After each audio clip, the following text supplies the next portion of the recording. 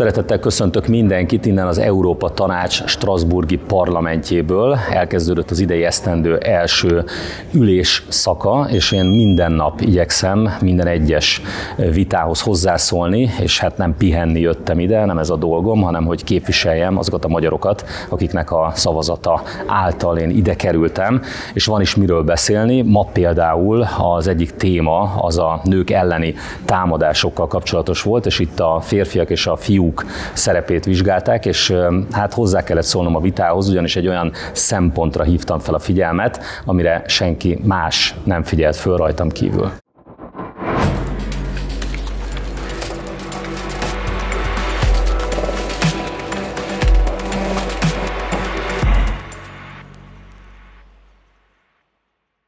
To end male pain, to respond effectively to the male crisis, we have to name the problem. We have to both acknowledge that the problem is patriarchy and work to end the patriarchy. If men are to reclaim the essential goodness of male being, if they are to regain the space of open-heartedness and emotional expressiveness that is the foundation of well-being, we must envision alternatives to patriarchal masculinity. We must all change. End of quote. And I see, dear colleagues, that times are changing. Everywhere I see men engage in the fight against gender-based violence. I see more and more men willing to embrace a mindful masculinity and take political responsibility. I do see men in the media, social media, online, who are a little bit tired about this and say, I can't be a real man anymore. Well, they should write their own report. Because I think we need to have men and boys being involved in fighting against gender-based violence, and it's very clearly stated in the Istanbul Convention, Article 12.4, which says, I repeat to you all members of society, especially men and boys, should be encouraged to contribute actively to preventing violence. End of quote. Let me be clear, of course, not all men are perpetrators, but most perpetrators of gender-based violence are men, and therefore men in all their diversities can be agents of change. They can speak out against harmful practices, they can act as role models, and they can challenge sexism around them. And it's also true for all the men here in this room today, and it's true for all the men in your political parties, at your parliaments back home, and please ask them to stop being a silent bystander when they see sexism. Because I think we need to discuss harmful versus mindful masculinity. I really believe that we have to allow men to step out of this man box. You know what a man box is? Think a square, write in this square the words that come up when you think about what is a real man. I'm sure many of you will say, needs to be tough, cool, strong. And when I ask you, write some words outside of this square, the man box, what is not manly? Probably many of you will think of, too emotional, a mommy's boy, soft. And I think we should stop this. We should not put people into the prison of patriarchy. And I think we should allow men to be stepping out of this man box. The problem of violence against women and girls has deep historical roots. All over the words in the news, we often encounter publications about violence against women and girls, early marriage, about children who become mothered at an early age. In effect, society as a whole, and should be recognized as a global human rights issue, I think that in order to stop this flow of action, we need to unite. It is high time for the Parliamentary Assembly to address the role and responsibility of men and boys in stopping gender-based violence and make concrete proposals to encourage them to join this fight. There can be a sense of change in multiple ways. They can speak up, be role models, and challenge sexism. They can work on preventing and combating harmful masculinities. For almost a year, we have trembled with horror when reading about newly discovered crimes of Russian soldiers in Ukraine. Raped women and girls, shot men and boys. The scale of this brutality is unspeakable. while the support to commit these crimes that Russian soldiers get from their families speak volumes. Violence does not occur in a vacuum, but rather in a society that overlooks and encourages it.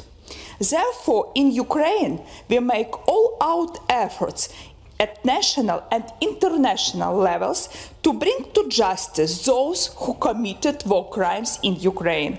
What's more, as a member of the Non-Discrimination Committee and former rapporteur as regards violence against women, I'm very pleased that a man, our Norwegian colleague Evan Eriksson, wished to take up the challenge and to give us his perspective. It'll be a very clear signal about men to become involved on behalf of their mothers, their wives, their sisters, their daughters, and it shows that men are indeed interested in this issue and play an active part in changing society in our modern world. And our next speaker is Mr. Laszlo Toroszkai from Hungary. Thank you, Mr. President. I would like to make it clear that I strongly condemn any kind of violence against women and girls. I myself have 3 daughters, and that alone could be reason enough. Yet I have several problems with this report. I'm talking about the second part of this report. I'm talking about the role and responsibility of men and boys in stopping gender-based violence against women and girls. So what is my problem? For example, the report does not examine how a relationship could be made more harmonic, how the institution of the family could be stronger. But still the biggest problem with this report is that it does not say a single word about migration. However, in the context of violence against women and girls, we must talk about mass immigration. In fact, in many African or South Asian cultures, women have a very different social status than in Europe. Gender equality does not exist in these cultures. As these cultures arrive in Europe en masse, they have a profound impact on the global situation. And if a man from a non-European patriarchal culture starts a relationship with an emancipated European woman, after the first romantic months, there will almost certainly be conflicts. Obviously, mass migration is the main reason why, for example, in Sweden, the number of attacks and rapes against women has increased significantly over the last 30 years. As long as this report does not address reality and does not seek solutions to the conflicts caused by mass migration, this report is absolutely meaningless. Thank you very much. Ez egy másik nap, egy másik vita, még mindig az Európa Tanács strasbourgi parlamentjében vagyok, hiszen én ennek az európai testületnek, amely nagyobb, mint az Európai Unió, hiszen azok a tagállamok, azok az államok is benne vannak, akik egyben nem tagjai az Európai Uniónak. Szóval én ennek a parlamentnek vagyok a tagja itt több száz európai parlamenti képviselővel együtt, és hát minden napra jut egy parázsvita, ahol olyan álláspontot képviselek, amit eddig nem sokan képviseltek ebben a strasbourgi parlamentben. Most például arról vitatkoztunk, hogy az Iszlám Állam területéről az egykori terroristákat hazahozzák-e Európába, és hogyha hazahozzák, akkor milyen körülmények, milyen feltételek között hozzák haza. Hát gondolom, hogy sejtik, hogy itt is volt néhány furcsa mondatom, olyan mondat, amire nem nagyon számítottak ennek a parlamentnek a képviselői. When these people come home, implement de-radicalization, rehabilitation and reintegration measures for all returnees, especially when you talk about children. But these programs should never, I repeat, never be a substitute for prosecution and punishment. Finally, President, there are 3 points I would like to include in the resolution which go beyond prosecution as such, what we should insist on. First, more than 150,000 victims of Daesh, Yazidi, still live in camps, in dire circumstances without the possibility of safe returns to their homes. They seem to be the forgotten group. So there's lots of countries focused on repatriating their members of Daesh. No one seems to care about these women and these children. And thousands of them are still missing. They may either be killed or be held in slavery in really appalling circumstances. We should help them.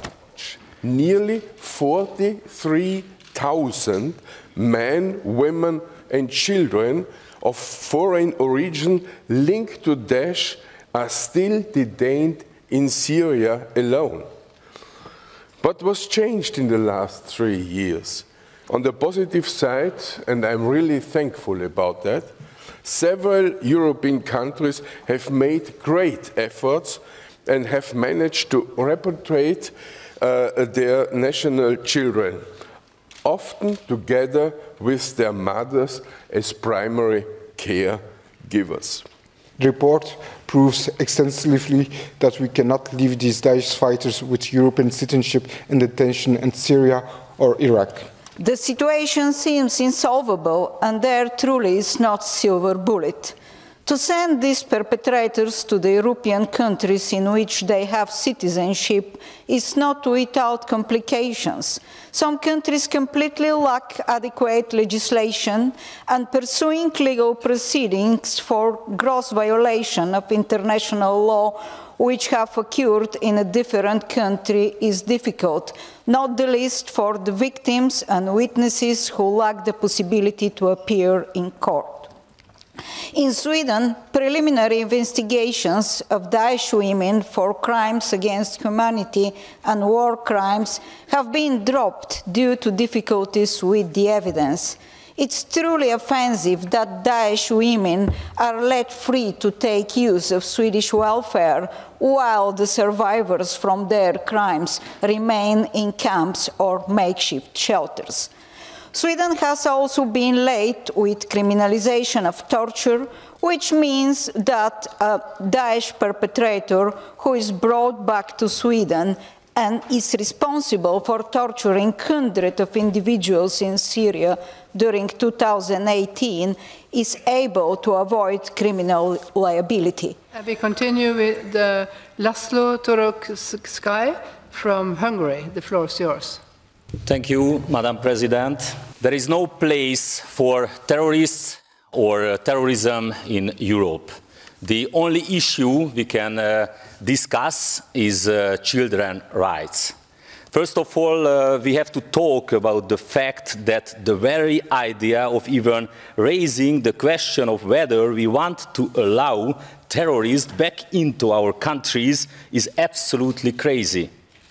Secondly, we need to talk about the fact that European countries, especially the left liberal politicians, are defending real terrorists and terrorist organizations, while at the same time they are easily labeling those who have nothing to do with terrorism with all kinds of offensive remarks. In this building, in this hemicycle, at the Parliamentary Assembly of the Council of Europe, Mr. Paul Gavin did the same. He called my speech, in which I also spoke about the rights of tax-paying, law-abiding Europeans in relation to migration, a hate speech. Meanwhile, Mr. Gavin himself is protesting and fighting for the leader of a terrorist organization, the Kurdistan Workers' Party, which is based on communist ideology and is responsible for the deaths of thousands of people. In addition, many members and leaders of this Kurdish terrorist organization are free to live in the European Union. This is also unacceptable, as is allowing members of the Daesh or the Islamic State terrorist organization into Europe.